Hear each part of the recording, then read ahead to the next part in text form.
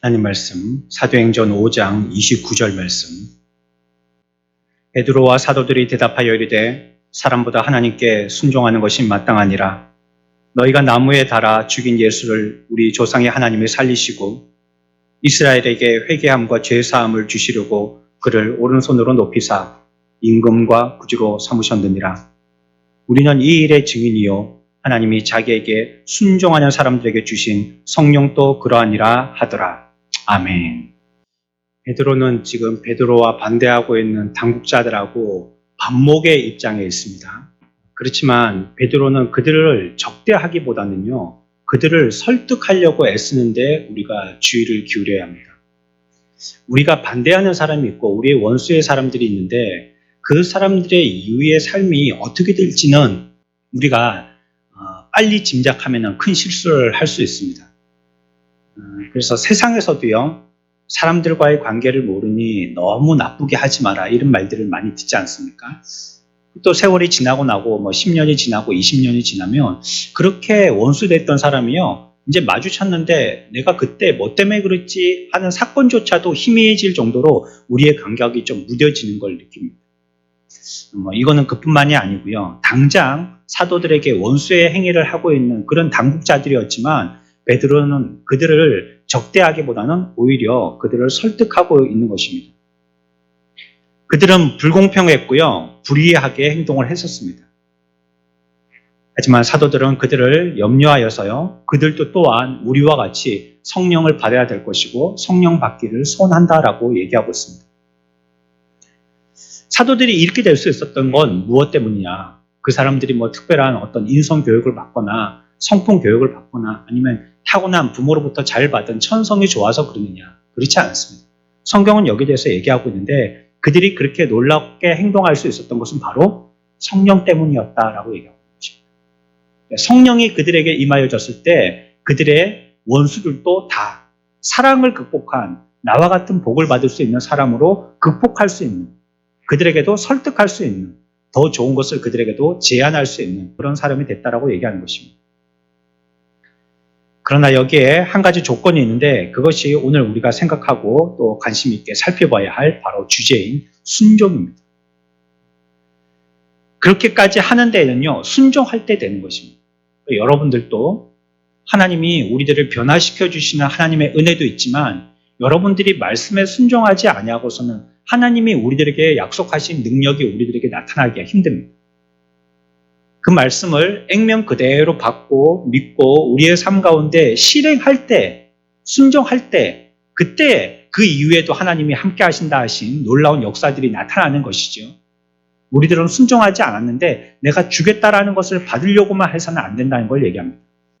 32절만 함께 읽겠습니다. 우리는 이 일의 증인이요 하나님이 자기에게 순종하는 사람들에게 주신 성령도 그러하니라 하더라. 아멘. 이 말씀은요, 베드로는 우리들에게 얘기할 때 무엇인가 반응하기를 요청한 거예요. 이것이 어떤 진리에 대한 정의로 그치는 게 아니고요, 우리에게 뭘 하라라고 요청하고 있는 것입니다. 그런데 이 말씀의 핵심은 바로 기독교의 중심인 순종을 얘기하는 거거든요. 그런데 이 말씀을 여러분들이 오해하지 말아야 됩니다. 이게 좀 주의를 기울여야 하는 말씀인데 어떻게 생각할 수 있냐면, 잘 들으십시오. 하나님께 순종하면 성령도 받는다라고 잘못 이해할 수 있다는 겁니다. 행함을 통하여서 보상받을 수 있는 것은 아무것도 없습니다. 여러분들이 착하고 성실하게 산다고 하나님 앞에 복을 받는 게 아니라는 겁니다. 성령도 마찬가지입니다. 여러분들이 착하게 살았기 때문에, 성인 군자와 같이 살았기 때문에 그래서 하나님이 여러분들에게 성령 주신다는 게 아니라는 거예요. 여기 하나님이란 단어가 나오고 순종이란 단어가 나오고 성경의 기록이니까 이거는 그냥 우리가 필터링 안 하고 그냥 들어도 되는 말씀으로 이렇게 정신 안 차렸다가는 여기에 발목 잡히는 겁니다. 마귀도 뭘 갖고 우리를 공격해요? 뭘 갖고 공격해요? 말씀으로 공격해요, 마귀가. 최초에 유혹받았던 하와가 선악과를 따먹게 되어질 유혹을 뭘로 통해서 시험받게 됐습니까? 하나님의 말씀입니다. 하나님이 진짜 그렇게 말씀하시더냐? 먹어도 안 죽는다. 말씀은 분명히 죽는다라고 얘기했는데 이걸 어중짬게 이해하고 있으니까 안 죽는다는 말에 안심을 하고 따먹게 된 거예요. 오늘 말씀도요, 그런 것입니다. 이게 하나님께 순종하면 성령 받는다가 아니에요. 그러면 우리에게 요청되는 것은 무엇이죠? 성령 받으려면 뭐 해야 돼요? 순종이라는 행위가 있어야 된다는 거예요. 이건 거짓입니다. 그렇게 가르친다. 어떤 기독교의 교율이든지 무엇을 하였을 때 하나님이 주신다라고 가르치면 이거는 은혜가 아닌 거예요. 그건 뭐죠? 거래잖아, 거래. 내가 뭘 주면 하나님도 준다. 여러분들도 헌금을 그렇게 하시는 분들은 안 계시겠죠. 내가 많이 하면 하나님은 여기다가 이자를 곱하기 3으로 주신다. 곱하기 10으로 주신다. 내가 이걸 이 세상에서 받을 복으로 저축해 두는 것이다. 이렇게 이해하시는 분이 안 계시겠죠. 헌금은 그런 개념이 아닙니다. 내가 돌려받으려고 지금 연금을 들어두는 게 헌금이 아니라는 말이에요. 그것처럼 우리들도 하나님께 순종하니까 성령을 받는다라고 얘기하면 잘못된 겁니다. 처음에 오순절에 주의 제자들이요, 성령을 받게 됐을 때 그들은 어떤 행동을 했죠? 어떤 착한 행실을 했습니까? 뭘 했습니까? 잘 기억해 보십시오. 이들이 모여가지고 뭐 했습니까? 한 게 없어요. 사실 그들이 한 게 없습니다. 할 게 없어서 기도한 겁니다, 사실은. 나가면 잡혀 죽죠. 예수의 제자라고 얘기했다 하면은 예수님처럼 몹쓸 형편에 처하게 되겠죠. 그러니까요, 그냥 자신있게 내가 예수 제자라고 얘기하거나 또 거기에 모인 사람 중에서는 예수님의 제자인 것을 표시 안 내려고 이전에 꽁지 빼고 도망갔던 사람들도 있고요. 또 사람들이 아는 체 할까봐 예전까지 자기의 신앙을 조금 표시하던 걸 싹 꼬리를 감췄던 사람들도 있고요. 그렇기 때문에 감히 용감하게 사람들 앞에 길거리 다니면서 내가 주의 제자니 하고 어깨띠 두르고 다니지를 못했다는 거예요. 그러니까 뭐 자기들끼리 모인 거죠. 우리끼리 모여서 뭐 했겠습니까? 그냥 기도한 겁니다. 사실은 엄밀하게 얘기하면 제자들은 아무것도 못했어요. 아무것도 안 한 것입니다. 그러나 성령을 받았죠, 그들이. 왜요? 오순절날 그들이 성령 받은 이유는 뭡니까? 아무것도 안 했는데 왜 성령을 받았어요? 이유가 뭘까요? 성령을 주신다고 약속을 하셨기 때문입니다. 주님께서 승천하시면서 우리들에게 그와 같이 하시겠다라고 약속을 하셔서 주신 것이지 내가 모였거나 내가 순종했거나 내가 뭐 착한 일 했거나 뭐 내가 받을 만한 그릇이 깨끗하게 준비됐거나 그래서 받은 게 전혀 아니에요. 32절의 말씀도 내가 하나님께 순종하면 성령 받는다는 말로 오해하시면 안 된다는 겁니다. 이 말씀을 정확하게 해석하자면 이렇게 됩니다. 이 말씀은요, 복음을 믿는 자에게 성령을 주신다. 복음을 믿는 자에게. 믿으면 그 성령을 주신다는 겁니다. 그게 조건이 아니고. 우리가 믿음으로 말미암아 그 결과가 성령을 얻게 되어지는 결과를 갖게 된다는 것이에요. 그러니까 여기서 순종은요, 복음에 대한 순종을 얘기합니다. 하나님께 대한 순종. 이게 뭐 같은 말이 아닌가 싶어도 엄밀하게 따지면 조금 다른 것입니다. 내 행위가 깃들어 있느냐, 깃들지 않았느냐, 그런 차이입니다. 우리가 예수 믿는 걸요, 세상에서 이방 종교의 사람들이 비나이다 정성을 다 쏟아서 100일 기도를 하고 새벽같이 1년 365일 정활소에 물 두고요. 그리고 찬물로 깨끗하게 목욕 재개하고요. 그래서 달을 보고 손을 빌다 보면 내 소원이 성취되리라 하는 마음을 가지고 하나님을 믿으면 크게 오해하시는 거예요. 우리는 똑같은 정신으로 이름만 바꿔서 섬기고 있는 사람들이 아니에요. 어떤 분들은 좀 죄송하지만 이제 전에까지만 막 그렇게 하셨던 분, 비나이다를 하셨던 분이에요. 그래갖고 이분이 어떻게 예수 믿고 교회 신앙생활하러 오게 되셨어요. 그분이 저기 현관문에 들어오실 때 목사님을 보고 이렇게 절을 하고 들어오시는 거예요. 이게 뭐예요? 예전에 했던 그 솜씨 발휘하는 거예요.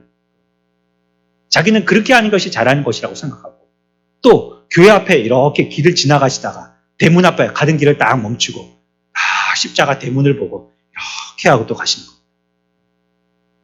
뭐 물론 그 모습이 썩 그렇게 보기 싫지는 않습니다. 그러나 그거는요, 우리들이 취해야 할 태도가 아닌 거예요. 우리는 행위로 구원받거나 우리의 잘잘못을 가지고 성령을 주시는 것이 아니에요. 성령은 뭐로 받는 거예요? 하나님의 은혜로 받는 것입니다.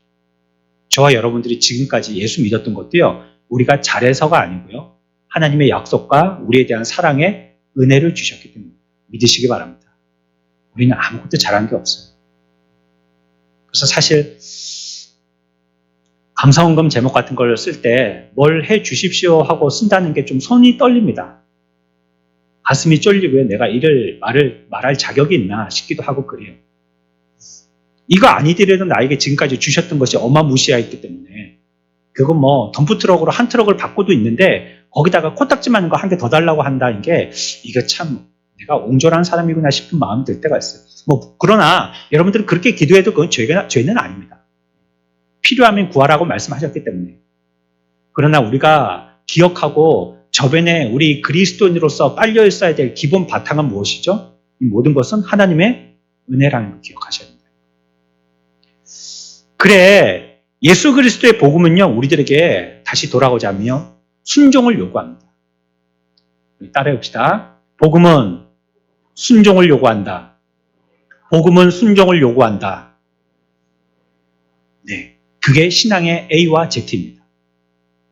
신앙생활은요, 우리들에게 뭘 하라고 하냐면 순종하라고 얘기합니다. 특별히 이 말씀에 여러분들이 이 시간에 강한 은혜가 임했으면 좋겠어요. 복음은요, 순종입니다. 이것이 성경 여러 곳곳에 증거되어 있거든요. 로마서 1장 5절은요, 이렇게 표현하고 있습니다. 함께 읽어봅시다. 그로 말미암아 우리가 은혜와 사도의 직분을 받아 그의 이름을 위하여 모든 이방인 중에서 믿어 순종하게 하나니. 아멘. 어디 중에서요? 예, 이방인 중에서. 이 말이 무슨 말이냐면 바울이 이것이 그리스도인이 되는 방식이라고 얘기하고 있거든요. 믿어서 뭐 하는 게요? 순종하는 게.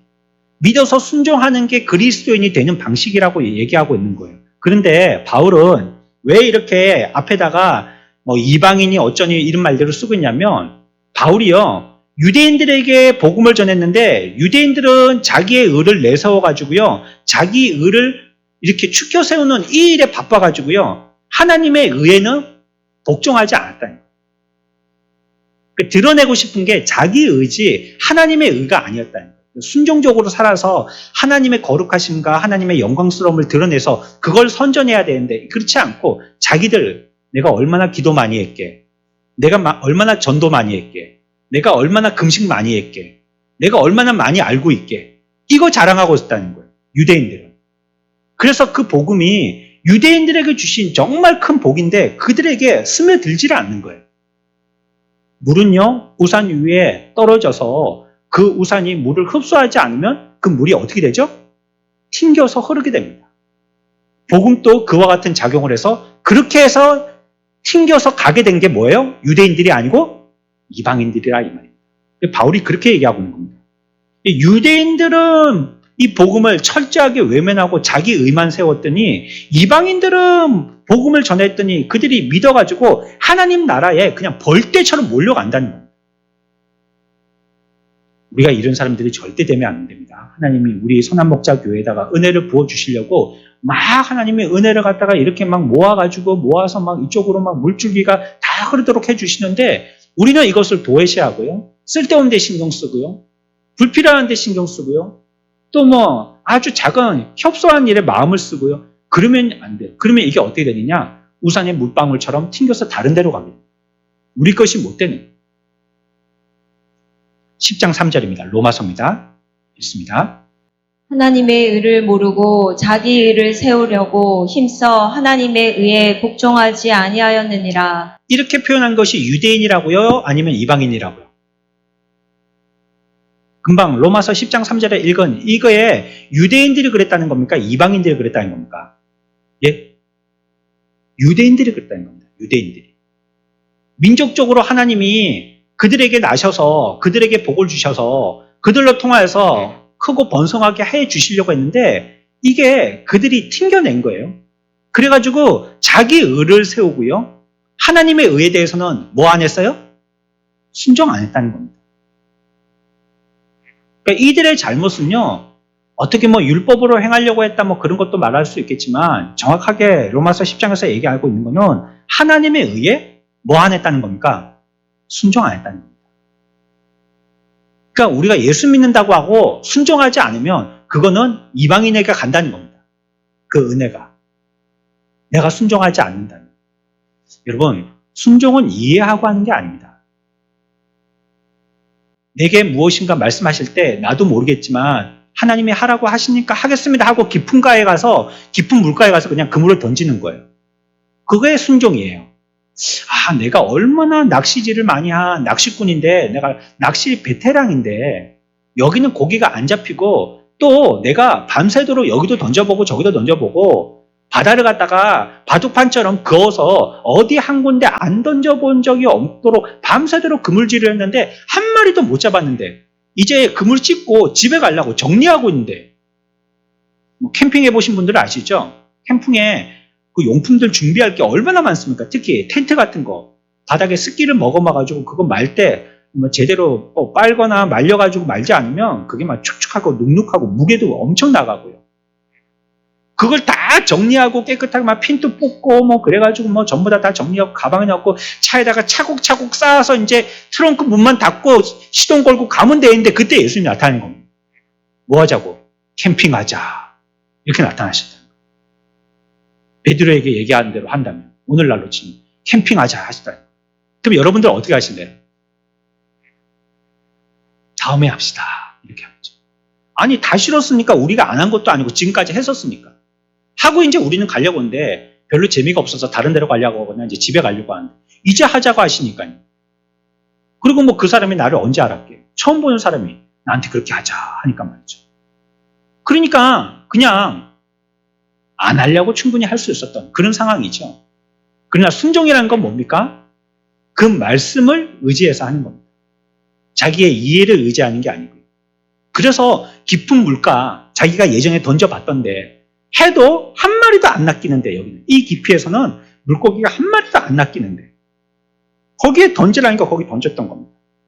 그랬더니 얼마나 고기가 많이 잡혔는지 자기의 배에 사람들이 끌어올리는 인력 가지고는 안 돼가고 옆에 있는 배까지 부르고 막 난리가 난 겁니다. 배가 막 기울어질 정도로 많이 잡게 된 거예요. 그게 순종입니다. 유대인들에게는 이와 같이 요청했던 거는요, 율법에 대한 그 지킴이라는 것, 이런 것보다도요, 말씀에 대한 순종을 요청하신 거예요. 근데 이들은 그렇지 않고 내가 뭐 한 개 지켜나갔다는 걸 탑처럼 쌓아가지고 그걸 공로의식을 가지고 그건 내세우느라고 우리에게 말씀하시는 살아계신 하나님의 음성에 대해서는 반응하지 못하고 여기는 불순종했다는 겁니다. 하나님 좀 가만히 있어 보세요. 내 지금 예배 드리잖아요. 이러고 있었다는 거예요. 하나님 좀 나 좀 뭐 좀 시키지 마세요. 내 지금 기도하고 있잖아요. 이러고 있다는 거예요. 우리가 뭐가 예수님 믿는 것이고 뭐가 기도와 뭐가 예배인지, 우리가 신앙생활을 한다는 것이 과연 뭔지, 자기가 생각한 자기의 그 틀에 맞추어서 그걸 행하면 그게 예수 믿고 있는 것인지 우리가 고민해 봐야 됩니다. 이러한 가르침이요, 로마서 10장 16절에 더 정확하게 나오고 있어요. 10장 16절도 우리 읽어봅시다. 그러나 그들이 다 복음을 순종하지 아니하였도다. 단정지어서 말씀하시죠. 그들이 뭐 안 했다고요? 순종하지 않았다. 뭐에 대해서? 복음에 대해서 순종하지 않았다. 하나님을 믿지 않았다 이 말 하는 게 아닙니다. 예. 여기 있는 분들이 하나님을 안 믿고서 어떻게 이렇게 같이 예배 드리실 수 있겠습니까? 다 믿으시죠? 그러나 뭘 안 했다고요? 순종하지 않았다. 유대인들은 하나님을 절대신으로 믿는 자들입니다. 민족의 종교로 갖고 있는 그들의 국교가 유대교, 하나님을 믿는 그런 사람들입니다. 그러나 믿기는 했지만 뭘 안 했어요? 순종 안 했습니다. 이게 무서운 겁니다. 오늘날 또 우리가 하나님을 믿지만 율법적으로 믿어서 그 말씀에 부드럽게 탄력적으로 행동하지 못하고 딱딱한 화석에 대해서요, 이거는 믿는 거야, 요거는 믿지 않는 거야, 이렇게 스스로 결정지어서요, 하나님의 말씀의 윤택함을 누리지 못하는 사람들이 많이 있습니다. 어떤 그 혁식에, 그것도 정통이 아닌 전통에 매여서요. 바른 것을 배워서 바른 것을 행하는 게 아니고 그냥 내려왔던 의식 때문에. 물론 그렇다고 내려오는 모든 전통들을 다 깨버려야 되는 건 아닙니다. 다 부숴버려야 되고 다 뒤집어버려야 되고 완전히 다 갈고 엎어버려야지 되는 건 아니에요. 그러나 그것이 의식에 치우친 것이라면 그게 온전한 것이 아니라는 겁니다.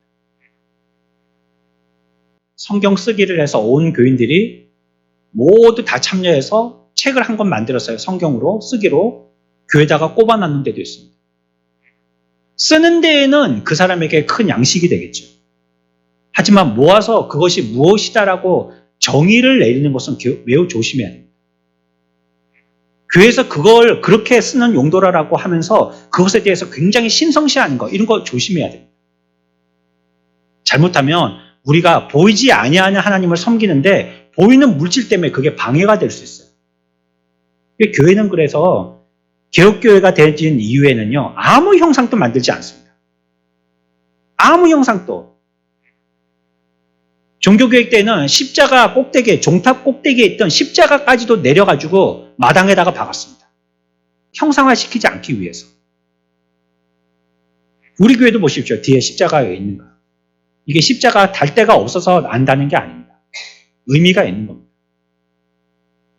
어떤 사람은 십자가를 어떤 자기의 문양이라든지 자기의 부적과 같이 여긴다든지, 아니면 요즘 젊은이들은 자기가 예수 믿는 사람이 아니더라도 디자인으로 십자가 디자인을 하고 다닌다든지, 아니면 이걸 붙들고 키스를 한다든지 잘 되게 하도록 위해서 오늘 볼링장에 가서 스트라이크 쳐야 되는데 잘 치게 해달라고 십자가에 키스하고 한다든지, 이런 용도로 쓰는, 이렇게 될까봐 십자가의 모든 문양을 다 없애버린 겁니다. 하나님이 보이지 아니하시니까 우리는 보이지 아니하는 형상을 만들 수 없는 겁니다. 겨우 강대상 만들어 올 때 우리가 이거는 기성품으로 사왔기 때문에 십자가 달려있는 거예요. 떼고 싶지만. 우리의 마음속에 주의 빛이 임한다면 십자가의 문양이 없어도요, 충분히 십자가적인 삶을 살 수 있습니다. 이들은 그랬다는 겁니다. 유대인들이. 충분히 우리들에게 납득시키실 만한 설명과 많은 선지자들의 설교들이 있었지만 그런 걸 듣지 않고요, 그냥 자기들이 해왔던 양식, 방식, 그걸 고수했다는 것. 그래서 복음은 거절하고 거부하고요, 불순종했다라고 얘기하고 있습니다. 순종은 피해갈 수 없는 그리스도인들에게는요, 톨게이트와 같은 것입니다. 여기를 지나치지 아니하고서는 그리스도인이라는 고속도로를 탈 수 없어요. 반드시 그리스도인들은요, 예수 믿을 때 꼭 이 순종이라는 테스트를 한 번씩 받게 됩니다. 근데 그게 여러분들이 하고 싶지 않은 것을 하게 하도록 하는 시험입니다. 배고파요. 너무 배고파요. 뭐든지 먹고 싶어요.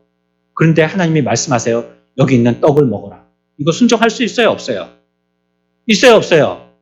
있죠. 배가 고픈데 떡을 준다니까 그거 너무 감사하고 그냥 홀랑 그냥 베끼기는 껍데기까지 채로 먹을 수도 있죠. 그런데 배가 너무 불러요. 가득 찼어요. 목구멍 끝에까지 올라왔어요. 이제 물 한 잔 부으면 이제 코로 막 나올 기세예요. 이렇게 거득 부어가지고 이제 트럼도 안 나올 정도로 너무 많이 먹어가지고. 그런데 이제 이 앞에 떡을 먹어라. 그것도 한 대를 먹어라. 한 대 몇 개 나옵니까? 한 30개 나옵니까? 배부르지? 네? 한 대를 먹어라. 그 얘기한다면 우리가 하기 힘들잖아요, 그거. 예?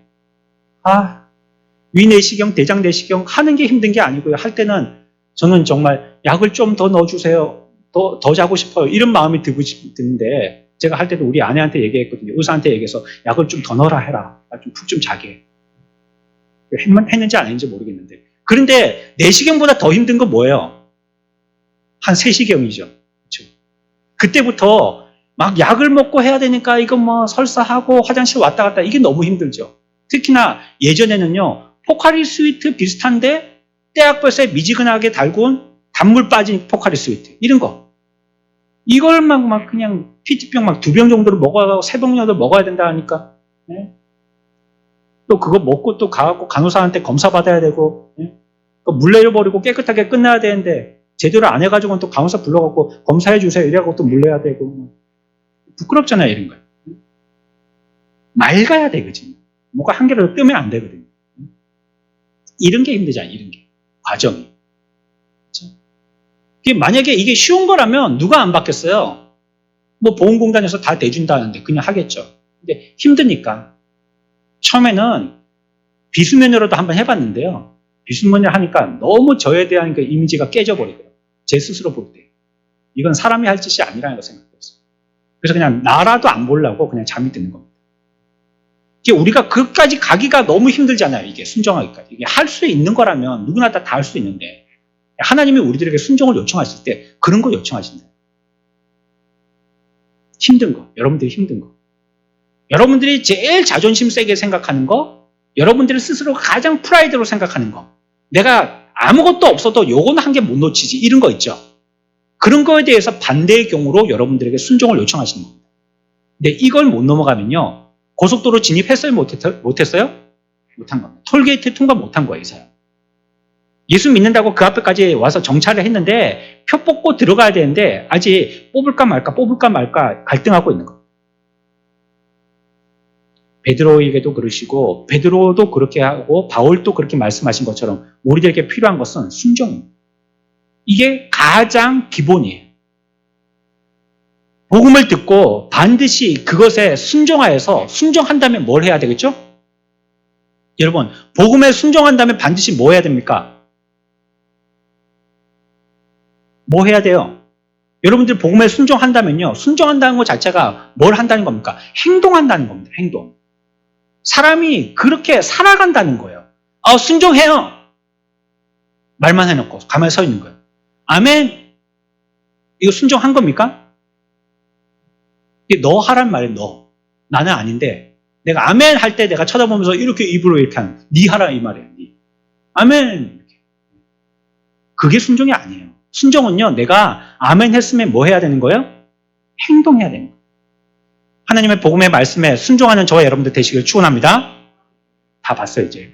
여러분들 아멘 했어요. 그러면 이제 뭐 해야 돼요? 뭐 해야 된다고요? 행동해야 된다. 신학교 다닐 때 엘리베이터에 누가 그렇게 낙서했어요. 믿음은 액션이다. 맞아요. 그거 뭐 웃긴 낙서지만 맞는 말이에요. 믿음이란 건요. 액션이에요. 액션. 행동을 취하는 거예요. 가만히 있는 건 살아있는 것도 아닐 뿐더러 그거는 믿음이 아니에요. 순종하고 그 다음에 뭐 해야 돼요? 행동하는 겁니다. 복음은 단순하게 우리가 지금 뭐 어려운 걸 설명한다든지 그걸 해석한다든지 풀이한다든지 그거 깨우쳐갖고 그거구나 알았다든지 이렇게 어떤 지적인 대상으로만 여겨서는 안 돼요. 물론 우리가 알아야 됩니다. 성경도 뭐라고 그랬죠? 확실하게 거하기 전에는 뭐 해야 된다고요? 뭐 하고 확신한데 거하라고 그랬어요? 배우라고 그랬잖아요. 안 배우고 어떻게 확신한데 거하겠어요? 이 길이다 알고 가야지 서울로 가죠. 어느 길이지? 무작정 막 제주도 쪽으로 가면 그게 서울이 됩니까? 그러니까 우리가 확실할 때 거하기 위해서는요. 뭐 해야 돼요? 배워야 돼요. 배우는 거. 그러니까 배움이 중요하지 않은 건 아니에요. 굉장히 중요한 겁니다. 하지만 기독교 자체를 배우는데 지적이는데 탐구하는데 여기에만 몰두하는 게 기독교라고 생각하시면 안 된단 말이에요. 그걸로서 다 했다라고 생각하시면 안 된다고요. 그래서 우리는 예수 믿으면서요. 머리도 커야 되지만요. 가슴도 커져야 됩니다. 그리고 가슴이 커지게 되면 손발도 같이 커져야 됩니다. 그래서 확실히 알고 뜨거운 열정을 가지고 행동을 해야 되는 거예요. 그게 예수 믿는 사람이에요. 근데 여기에 교류가 잘 안 되면요. 머리는 있다만 해갖고 많이는 알았는데 귀가 뚫려 있잖아요. 막혀 있는 게 아니잖아요. 계속 들어서 듣기는 듣는데 이게 열정이 없는 거예요. 자꾸 듣다 보니까 저거 그 소리구나. 예전에 들었던 그 말. 그 말이네. 내가 아는 말 또 빼놓고.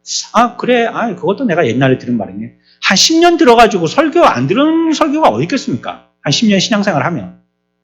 게다가 뭐 열심까지 나온다면 뭐 새벽기도네 수요일이니 따라다니면서 신방하고 뭐 그렇게 한다면 뭐 웬만한 그분 보고 설교하라 해도 할 만큼 들으시겠죠.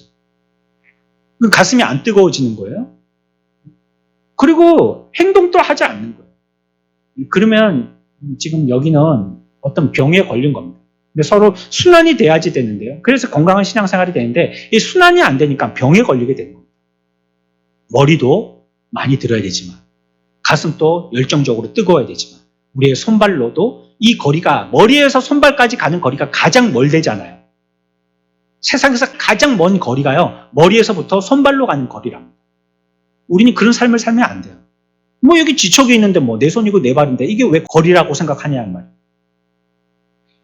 복음은 행동을 요구하는 것이고요. 복음을 순종을 요구하는 것이고요. 한 사람의 견해 전체를 다스리는 삶의 중심을 차지하는 것이 바로 복음이고 또 순종입니다. 로마서 6장 17절의 말씀입니다. 같이 읽어봅시다. 하나님께 감사하리로다. 너희가 본래 죄의 종이더니 너희에게 전하여 준 바 교훈의 본을 마음으로 순종하여. 아멘. 여기 잘 보세요. 너희에게 전하여 준 바. 결국에 가서는요, 교훈의 본을 마음으로 뭐 해야 된다고요? 순종해야 되는데 어떤 걸 순종해야 되냐면 이런 걸 순종하라는 거예요. 뭐냐면 너희에게 뭐 한 거? 전해 준 거. 그거 순종하라. 그래서 이 말씀은요, 너희가 쉬운 말로 좀 고쳐보면요, 너희가 들은 거 그거 순종하라는 겁니다. 내가 취사 선택해서 이거 하면 되겠다라고 뽑기 해서 순종하지 말고 니들이 들었다면 그건 순종해야 된다. 그래서 이런 말 자주 쓰잖아요. 들었으면 책임이 있다고. 들은 사람은 책임이 있는 겁니다. 뭘 하든지 최소한 그를 위해서 기도해 줄 책임이라도 있는 겁니다. 듣는 게 참 피곤한 거잖아요, 사실은. 듣고 나서 그 모든 책임을 자기가 감당할 때 듣는 거거든요. 그렇지 않으면 안 듣는 게 좋아요, 그냥. 비밀스러운 얘기, 어떤 뭐 정보, 그래가지고 사람 죽잖아요. 여러분들 첩보 영화 007 같은 거 보시죠? 그 말, 그거 지키려다가 죽는단 말이에요. 그거 또 어떤 사람은 말해가지고 죽고. 그러니까 그걸 듣는다는 건요, 책임이 같이 동반되는 거예요.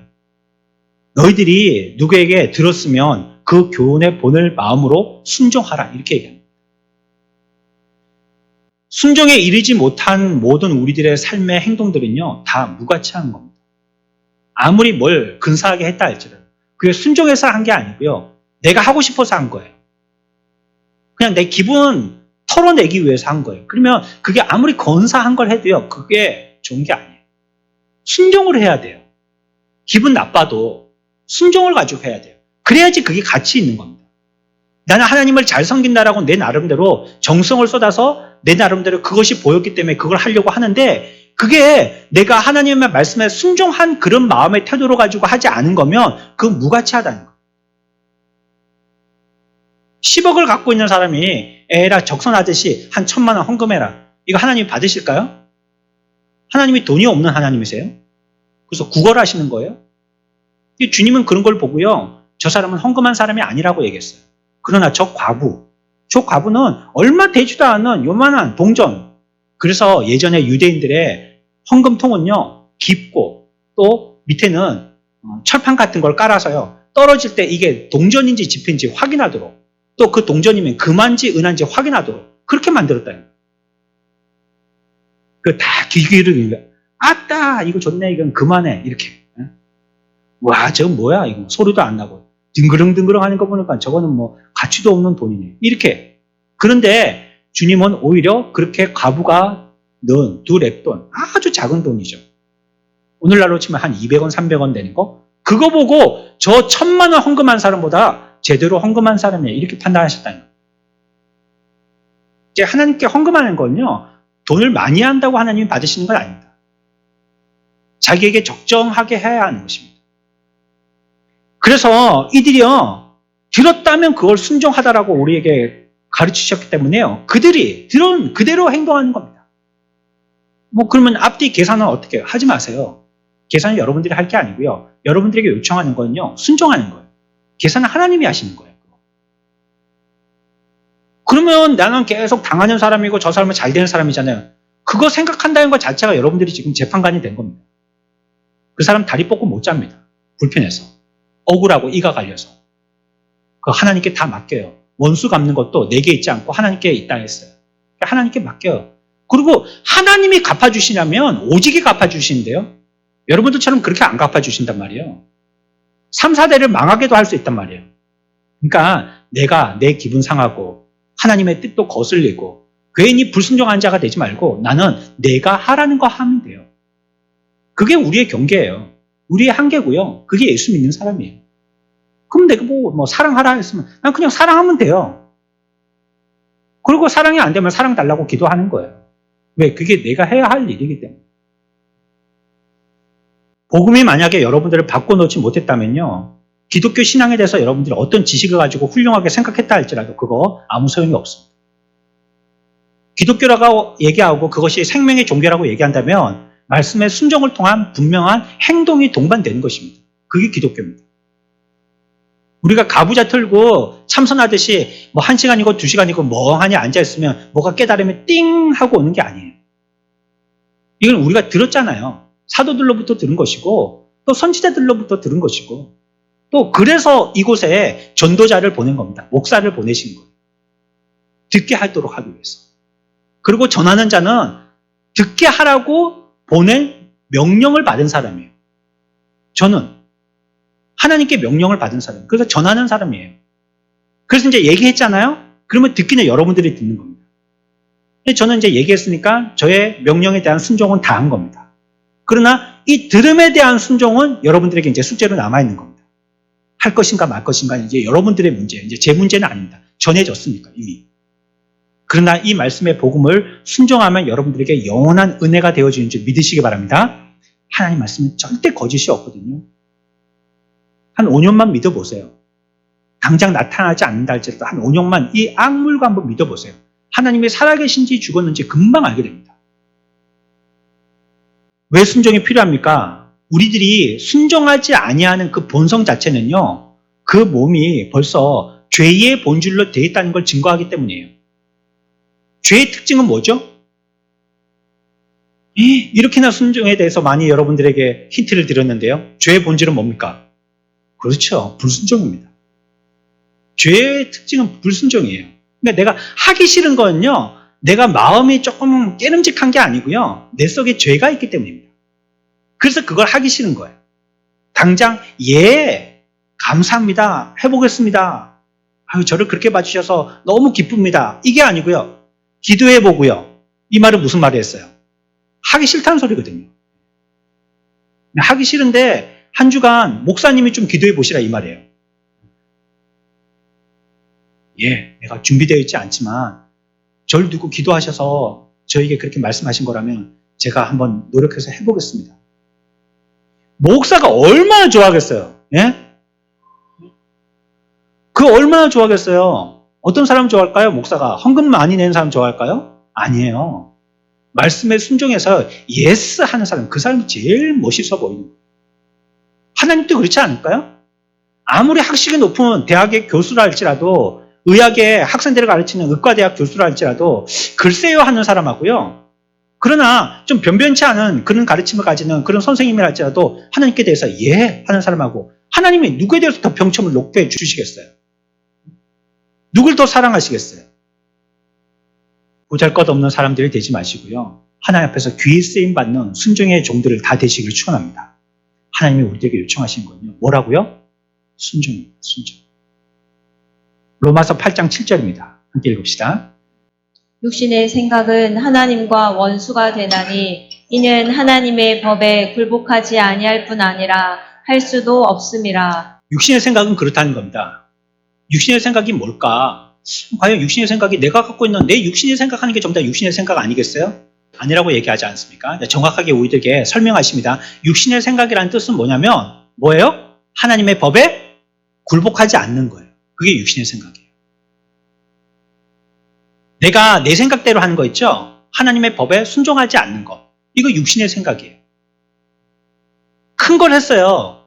만약에 하나님이 그렇게 말씀하신다면, 예를 들어서요, 만약에 그렇게 말씀하신다면, 자, 그러면 너 가게 가서 5만 원짜리 사와라 이렇게 말씀하셨어요? 자기가 가게에 가보니까 5만 원짜리보다 50만 원짜리가 훨씬 좋거든요. 그 자기는 50만 원짜리를 살 수 있는 힘이 있어요. 근데 하나님은 분명히 거기 가서 얼마짜리 사오라 했어요? 5만 원짜리 사오라 했거든요. 그런데 자기 눈에 보기에 그게 50만 원짜리가 더 좋아 보이니까 그걸 사온 거예요. 그건 불순종이라는 겁니다. 그런 거. 그건 불순종이라는 거예요. 지난주에도 같이 우리가 생각해 봤지만, 가나안의 정탐꾼들이 가가지고요, 그것에 대해서 얘기하는 사람들이 부정적인 걸 얘기했어요. 그 잘못은 뭐라고 그랬어요? 그 정보만 모세에게 전달하면 되거든요. 그대로. 나를 보는 사람에게 그 정보를 그대로 얘기해 주기만 하면 되는 거예요. 자기가 거기에 대해서 뭐라고 평가할 필요가 없는 거예요.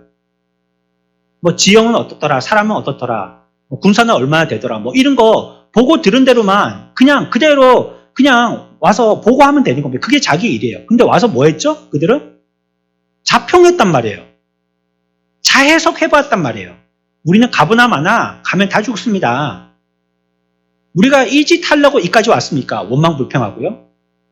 거기 가면 우리들은 전부 다 그들의 먹잇감입니다. 평가를 왜요? 그거는 순종하지 않은 겁니다. 불평도 잘못한 거지만요. 그들이 해야 될 일은 가서 뭘 평가해오는 게 아니고요. 보고 그대로 그걸 보고해오는 거예요. 보고만 하면 끝이에요. 그들의 일은. 그리고 평가와 결정은 하나님이 하시는 겁니다. 우리들도 그래요. 하나님의 법에 굴복하는 거예요. 그게 육신의 생각을 하지 않는 것입니다. 내가 그것이 더 좋다고, 내가 그것이 더 낫겠다라고 생각하는 것, 그렇게 되어질 때 우리는 자꾸 불순종으로 가게 되는 것입니다. 하나님은 우리들을 만드실 때 하나님의 형상대로 지으셨거든요. 그걸 거푸집처럼 생각한다면요. 거기다가 하나님의 형상을 부어서 붕어빵처럼 우리를 만드셨다는 말이에요. 그래서 그 모습을 가지고 있기를, 붕어빵을 갖다가 이렇게 거기다 이렇게 밀가루 반죽 넣어가지고 이렇게 구워서 찍어서 만들어 봤더니 그 틀 모양 그대로 뭐가 나오고 있어요? 붕어빵에서는 붕어가 나오지는 않죠. 붕어빵에서 붕어가 나오지는 않죠. 붕어빵이 나오죠. 붕어빵 틀이니까 붕어빵이 나온 거죠. 그렇죠? 근데 인간의 죄의 모습은 어떻게 됐냐면 이걸 불순종해서요. 거기다가 하나님의 형상의 밀가루를 쏟아 부었는데 찍어봤더니 붕어빵이 아니고 국화빵이 나온 거예요. 이게 불순종이란 말이에요. 내가 보기에는 그게 더 예뻐 보이고 더 맛있어 보이고 사람들에게 더 인기 있게 보이고 요즘에 이슈되고 있는 거 있죠. 경주빵, 시범빵. 그렇죠? 이걸 만들 수 있느냐 없느냐. 이 디자인에 대해서 뭐가 무슨 개런티가 있느냐 없느냐 이런 거 가지고 문제가 되고 있어서 어느 나라에서는 그걸 관광 상품으로 만드는데 우리나라는 그것도 빵으로 만드는데 그것도 빵 가지고 누가 그거 갖고 위조 지폐 삼을까봐 좀 답답하기도 해요. 그런 걸 얘기하는 걸 들어보면. 경주에 가면 10원빵 그 특산물인데 한번 먹어보십시오. 10원짜리 동전처럼 생겼다는 거 10원 주고 사 먹는 게 아니고 엄청 비쌉니다. 10원보다 훨씬 비싸요. 하나님이 우리를 만드실 때 그렇게 만들었다는 거예요. 그러니까 하나님의 형상이 우리들에게 붕어빵의 모양으로 만들어 놓으셨다면 그 틀이 우리들도 분명히 거기에 하나님의 형상대로 찍혀서 나온다면 우리들에게서는 어떤 빵의 모습으로 나와야 돼요? 붕어빵 모습으로 나와야 된다는 것입니다. 근데 우리들에게는 이 죄성이 그렇게 하지 않는다고 얘기하는 거예요. 틀은 온전하나 그 틀 속에 녹아 들어가 있는 밀가루인 우리의 삶 자체가 그런 삶을 살지 않을 때 어떤 삶을요? 순종의 삶을 살지 않을 때 거기서 기대하시는 하나님의 붕어빵의 모습으로는 나오지 않게 된다는 것입니다. 이게 반역이죠. 그게 사탄 막입니다. 자기가 원하는 대로 하려고 했던 거. 그래서 복음을 듣기 전에는요. 절대적으로 선행돼야 될 것이 있는데 그게 뭐냐면 죄입니다. 죄. 복음을 듣기 전에 여러분들 어디에 가서 전도하실 때 마음 작심하고 믿을 때 그들에게 믿게 하려고 전도할 때요. 무조건 예수 믿어서 구원받는다라고 얘기하기 전에요. 죄를 먼저 얘기해 줘야 됩니다. 죄에서 문이 닫히면요. 복음으로까지 나가지를 못해요. 왜? 자기는 죄를 안 졌다라고 생각하거든요. 어떤 사람들은 죄를 어떻게 생각하냐면 특정 행동을 해야지만 그걸 죄라고 생각한단 말이에요. 예를 들면 그런 겁니다. 내가 간음하지 않았는데요. 내가 술 취하지 않았는데요. 내가 살인해 본 적이 없는데요. 그러니까 자기는 죄 있다는 거예요? 없다는 거예요? 죄 없다는 거예요. 그러니까 그 사람은요. 죄라는 걸 어떤 특정 행동을 죄라고 생각한다는 거예요. 그러니 그 사람이 그런 것들을 안 했다면 나는 죄가 있다고 생각해요? 아니죠. 죄 없다고 생각하겠죠. 그런 행동을 안 했으면. 그러면 자기에게 구원이 필요할까요? 죄가 없는데 구원이 필요하다고 생각 안 하겠죠. 그래서 예수 믿고 구원받으세요라고 하는 그 말이 귀뚱으로 들리게 되는 겁니다. 죄를 똑바로 몰라서 그런 것입니다. 죄는 뭡니까? 앞에서 얘기했잖아요. 지금까지 얘기한 겁니다. 죄는 뭐 한 거예요? 불순종한 게 죄죠. 당신의 죄는 세상적인 사회법에 걸리는 간음이나 술 취함이나 도적질이나 살인이 죄가 아니라 당신은 하나님 앞에서 그 하나님의 만드신 형틀대로 살지 못한 하나님이 원하시는 그 모양의 빵으로 나지 못한 우리 속에 있는 그 죄의 모습으로서 하나님께 반역한 것이 죄입니다. 이렇게 얘기해 줘야 됩니다. 지금 하나님을 알지 못한 죄, 내 마음대로 살았던 거, 내 뜻대로 행동했던 거, 그게 죄라는 거예요. 그러니 모든 사람들은 다 뭐예요? 죄인입니다. 그러니 우리들에게는 뭐가 필요해요? 구주가 필요한 것입니다. 이 땅에 그 구주가 어떤 이름으로 오셨어요? 예수 그리스도라는 분으로 오신 것입니다. 그분을 믿으면 구원받을 줄 믿으시기 바랍니다. 어떤 사람든지 상관없습니다. 어떤 자이든지 그 이름을 믿는 자는 구원받는다고 성경은 반드시 분명하게 우리들에게 얘기하고 있는 것입니다. 그래, 아픈 걸 표현하는 것 가지고 판단하지 마시라는 거예요. 사람들은 아픈 걸 뭐라고 생각해요? 안 아픈 거는 걸어 다니는 거, 조용히 있는 거, 이건 건강한 거라고 생각하는 겁니다. 그리고 열 나는 거, 욱신욱신한 거, 아야아야한 거, 이건 아픈 거라고 생각하는 거예요. 그러나 중병일수록요, 우리 몸에 표시되지 않는 그런 증세들이 많은 중병들도 있습니다. 골마서 너무너무 아픈데 지금 중병이 걸려 있는데 너무 위급한 지경에 있는데 가만히 앉아 있으니까, 걸어 다니니까 그 사람 건강하다라고 생각하는 거예요. 우리 사람을 판단할 때 그렇게 판단하면 안 된다는 거예요. 드러나는 현상만 가지고 죄 짓지 않았다고 죄 없다라고 생각하면 안 됩니다. 우리는 하나님께 뭐 했어요? 반역, 불순종한 죄인들이에요. 이 죄는 어디에 가서 씻어도, 양잿물로 갖고 씻어도 씻겨지지 않는 거예요. 오직 뭐로 씻습니까? 그리스도의 피로만 씻을 수 있어요. 그래서 우리가 구주께 나갑니다. 주님, 주의 보혈의 은혜로 나를 씻어주십시오 하고, 나만 장수와 같이 별 아기가 얘기하는 별스럽지 않은 얘기 같지만 그 말씀에 순종해서 나가서 믿는 것입니다. 여호와 하나님은 자신을 위해서 그 형상을 따라서 우리를 만드셨습니다. 그리고 십계명과 성경의 가르침을 통해서 그가 원하시는 삶이 어떤 것인지 명확하게 보여주셨습니다. 그러나 인생들은요, 거부하고 반역했습니다. 하나님이 필요 없다고 했고요, 자기의 힘으로 살 수 있다고 했습니다. 그래서 사람들은 불순종합니다. 지금도 많은 사람들이 불순종하면서 살고 있습니다. 사람들이 하나님을 위하는 사람이 아니라 자기를 위하는 사람이 되면서부터 불순종하기 시작한 겁니다. 그래서 이기심은요, 죄입니다. 자기만을 생각하는 것, 자기와 관계된 것만 생각하는 것, 자기 중심으로 생각하는 것, 이건 전부 다 그 사람의 성향이 좀 그런 게 아니고요. 그건 죄입니다. 왜냐하면 그렇게 되게 되면요, 하나님을 위할 수가 없기 때문이에요. 자기를 위하다 보면 하나님을 위할 수가 없기 때문이에요. 하나님께 불순종했기 때문에 모든 인생들은 지금과 같은 생고생들을 하고 있는 겁니다. 이 모든 이유는 인간의 불순종 때문에 그렇습니다. 복음은 십계명처럼 명령입니다. 하나님은 이 복음을 믿으라고 명령하십니다. 사람들은 하나님의 무슨 명령을 따라야 주님이 말씀하신 영생을 얻게 되느냐고 묻습니다. 그때 주님은 요한복음 6장 29절에서 하나님께서 보내신 일을 믿는 것이 하나님의 일이라 라고 얘기했습니다. 우리의 일은 무엇이냐? 믿는 것이, 순종하는 것이다. 믿는 것이. 뭘 믿는 것이냐? 보내신 일을 믿는 것. 그것이 바로 주님이시죠. 주 예수를 믿는 것, 그게 우리가 순종하는 것이다 라고 얘기하는 것입니다. 우리의 삶은 이런 갈등이 많을 겁니다. 그렇지 않겠어요? 예수 믿으려고 할 때 내가 하고 싶은 대로 할 것인가? 사람들이 눈치가 보여서 사람들의 눈치 맞춰가면서 할 것인가? 옆 사람들에게 해를 안 끼치고 살 것인가? 아니면 말씀대로 믿음대로 살 것인가? 그 말씀에 순종해서 살 것인가? 자기 혼자만 당하는 것이라면 괜찮겠는데요. 자기의 하나님의 말씀에 순종함을 통해서 연대 책임을 누군가가 져야 한다면 그건 너무나도 힘들 겁니다. 나 때문에 누가 더 손해를 봐야 되고 내가 아끼는 사람이 잘못된다든지 내가 믿음을 지키는 그 행위 때문에 어떤 사람이 고통을 받게 된다든지 또 그 사람을 너무나도 아끼는데 그 사람이 그와 같이 깨버려진다든지 이건 너무 힘들 것입니다. 우리는 쉬울 때만 믿는 것이 아닙니다. 이것을 극복하고 이길 수 있는 자가 톨게이트를 넘어서 그리스도인이라는 대로로 달려갈 수가 있는 것입니다. 이 시대에 우리들에게 요청하시는 것이 그것입니다. 오늘 말씀에서도 마지막으로요, 32절에서 그와 같이 순종하는 사람들에게라는 것입니다. 우리들에게 명령하신 것을 순종하라는 것입니다. 무엇을 명령하셨는지는 주보로 참고하십시오. 두 가지가 있는데요. 지금 시간이 많이 가서 설명을 다 못 드리겠습니다. 이것을 순종하라고 명령하신 거예요. 이거 순종하라는 것입니다. 한 가지만 기억하십시오. 하나님의 말씀에 순종해야지 된다는 것. 그것이 믿음의 기본이 되어진다는 것. 내 뜻이 아니고 하나님의 뜻이라는 것. 순종하여서 하나님 앞에 귀히 여김을 받는 저와 여러분들 다 되시길 축원합니다.